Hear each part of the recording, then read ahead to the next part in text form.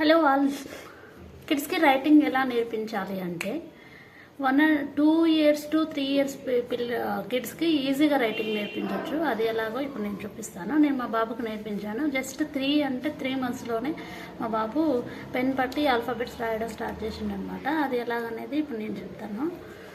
First 2 years 1.5 year నుండి కూడా మనం స్కెచ్ కానీ మార్కర్ కానీ ఇవ్వచ్చు అనమాట కిడ్స్కి. అది దేనికోసము అంటే రైటింగ్ కోసం కాదు, ఇవ్వగానే వాళ్ళు రాస్తారు అనేసి అని కాదు.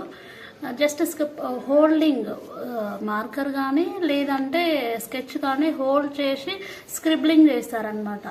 ఆ టైంలో వాళ్ళు 1.5 1.8 1.5 to 3 years వరకు కూడా మనం ఇవ్వచ్చు అనమాట.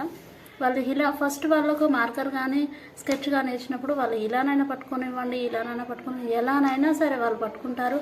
హోల్డ్ చేయడం రావాలి ఫస్ట్ ఆఫ్ ఆల్ వాళ్ళకి. అయినా వాళ్ళు పట్టుకోవాలి. పట్టుకున్న తర్వాత ఏం చేస్తారు, వాళ్ళు ఇలా స్క్రిబ్లింగ్ చేస్తారనమాట. ఇలానైనా ఇలా సర్కిల్స్ కానీ ఎలానైనా స్క్రిబ్లింగ్ చేస్తారు. స్క్రిబ్లింగ్ వచ్చిన తర్వాత నెక్స్ట్ స్టెప్ ఏంటి అంటే ఒక పాయింట్ ఆఫ్ ప్లేస్లో సర్కిల్స్ కానీ స్క్వేర్స్ కానీ ఇలా గీయాలన్నమాట. గీసి ఈ ప్లేస్లో అప్ టు 2 years వరకు వాళ్ళకి ఎనఫ్. అది 2 years వరకు అంటే వాళ్ళకి ఎనఫ్. అది 2 years బేబీకి అయితే ఇలా స్క్వేర్ గీసి కానీ సర్కిల్ గీసి కానీ అందులో రాయమని చెప్పాలన్నమాట. సో అప్పుడు వాళ్ళు ఇలా స్క్రిబ్లింగ్ చేస్తారు. సర్కిల్స్ ఇలా చేయడం స్టార్ట్ చేస్తారు. వాళ్ళు చేసిన తర్వాత నెక్స్ట్ ఏంటి అంటే ఇలా 2 dots పెట్టి start stop.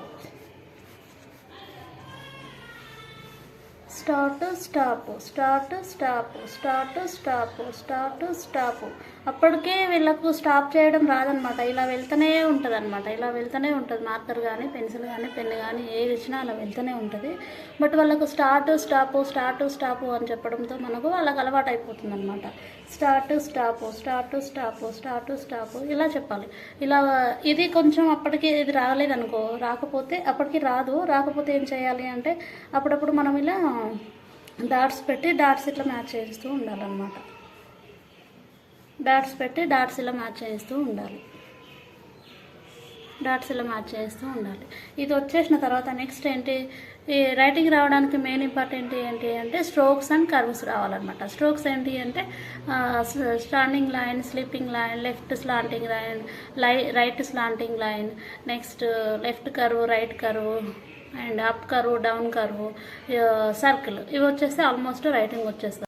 Next standing line, sleeping lines ఎలా నేర్పించాలి అని అంటే ఇట్లా మనము లైన్స్ కొట్టుకొని ఒక ప్రాసెస్లో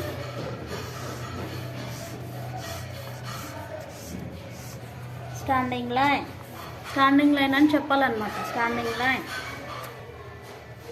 వాళ్ళకు ఫస్ట్ వచ్చేంత వరకు, కిడ్స్కి వచ్చేంత వరకు మనం ఇలా డాట్స్ పెట్టి standing line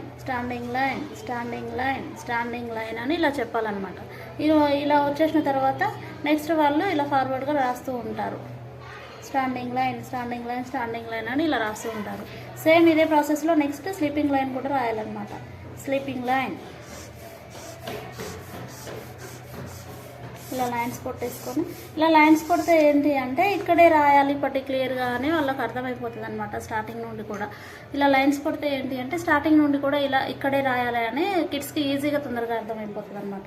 so standing line అయిపోయిన తర్వాత నెక్స్ట్ స్లీపింగ్ లైన్ ఇలా రాసేసి డాట్స్ పెట్టాలన్నమాట. డాట్స్ పెట్టచ్చు. ఐదారు మనం ఇలా కిడ్స్ రాయగలుగుతుంది అని అంటే 2 dots పెట్టి స్టార్ట్ స్టాప్ అలా పెట్టేసి స్టార్ట్ స్టాప్ స్లీపింగ్ లైన్ ఇలా రాయాలి. సేమ్ ఇదే ప్రాసెస్లో standing line, sleeping line, next slanting line, left slanting line, ఇది అయిపోయిన తర్వాత నెక్స్ట్ అది వచ్చేసిన తర్వాత నెక్స్ట్ లెఫ్ట్ స్లాంటింగ్ లైన్, ఆ తర్వాత రైట్ స్లాంటింగ్ లైన్. ఇది వచ్చేసిన తర్వాత next will go for curves అనమాట. కర్వ్స్ కూడా సేమ్ ప్రాసెస్లో నేర్పించాలి. కర్వ్స్ కూడా ఎలా సేమ్ ప్రాసెస్లో నేర్పించాలి అంటే లెఫ్ట్ కర్వ్ అని ఇలా సేమ్ ప్రాసెస్లో లెఫ్ట్ కర్వ్ ఒక్కొక్క పేజీకి ఒక్కొక్క కరువు అలా రాయించాలి 1 డేలో.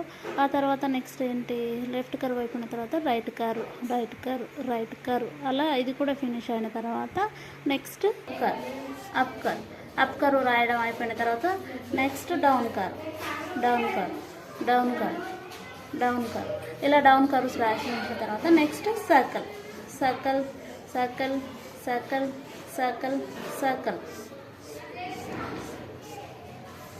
ఇలా సర్కిల్స్ కూడా ఒక్కొక్క దానికి ఒక్కొక్క పేజీకి ఇట్లా సపరేట్గా సేమ్ ప్రాసెస్లో లైన్స్ కొట్టేసి ఒక్కొక్క లైన్ ఒక్క డేలో అలా ప్రాక్టీస్ చేయిస్తే వాళ్ళకి ఈజీ అయిపోతుంది అనమాట.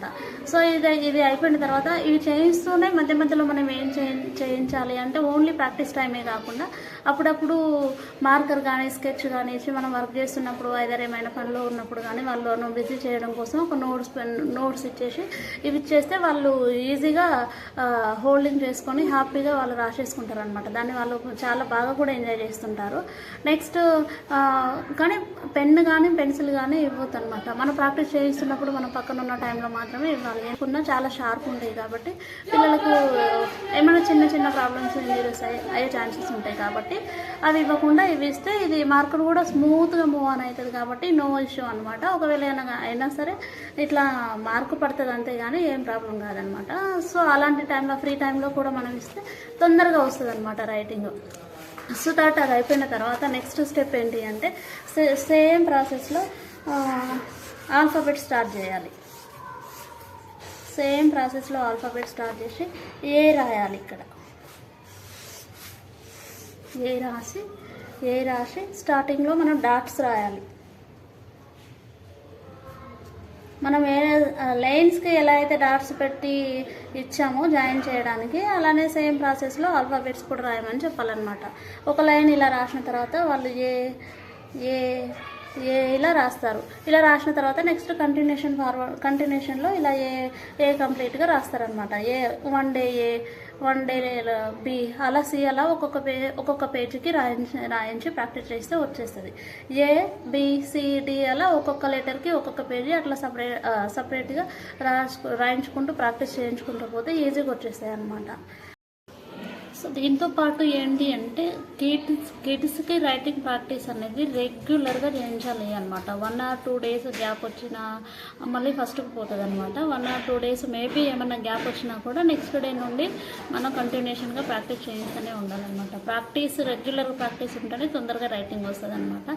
సో మనం ఓవరాల్గా కిడ్స్ ఏమైనా చెప్తారు, ఏమైనా పిక్చర్స్ చూపించడము, ఓరల్ చెప్పడము, రైమ్స్ అవి ఇవి చాలా చూపిస్తారు, చాలా చెప్తారు. ఆ టైంలో చాలా గ్రాస్మిక్ పవర్ ఉంటుంది. పిల్లలకి ఇలా చెప్పగానే అలాగా క్యాచ్ చేస్తారు, చాలా బాగా చెప్తారు. బట్ రైటింగ్కి వచ్చేసరికి లేట్ అవుతుంది అని అంటే రైటింగ్ ప్రాక్టీస్ ఎక్కువగా ఉండాలన్నమాట. రైటింగ్ ప్రాక్టీస్ ఎక్కువగా ఉంటే వాళ్ళు రాయడానికి కూడా స్కూల్కి వెళ్ళిన తర్వాత హోంవర్క్ చేయడానికి కూడా ఎక్కువగా ఇష్టపడుతుంటారు. నెక్స్ట్ రాయడానికి కూడా చాలా బాగా ఇష్టపడుతూ ఉంటారు. రైటింగ్ కూడా చాలా తొందరగా ఇంప్రూవ్ అవుతుంది, చాలా తొందరగా వస్తుంది అనమాట. సో దానికోసం అనేసి రైటింగ్ మనము ప్రాక్టీస్ చేయిస్తూనే ఉండాలన్నమాట రెగ్యులర్గా. దాంతోపాటు కలరింగ్ చేయించడము, యాక్టివిటీస్ చేయించడం వల్ల పిల్లలకి హ్యాండ్కి ఎక్కువ ఎక్సర్సైజ్ లాగా హ్యాండ్ మూమెంట్ ఎక్కువ రావడము, నెక్స్ట్ హ్యాండ్కి పెన్నుగా పట్టుకోవడానికి గ్రిప్ ఎక్కువ రావడము, మూవ్స్ ఎక్కువ రావడం అలాంటివి చేస్తూ ఉంటుంటే పిల్లలకి ఎక్కువగా తొందరగా రైటింగ్ వచ్చే ఛాన్సెస్ ఉంటాయి అన్నమాట.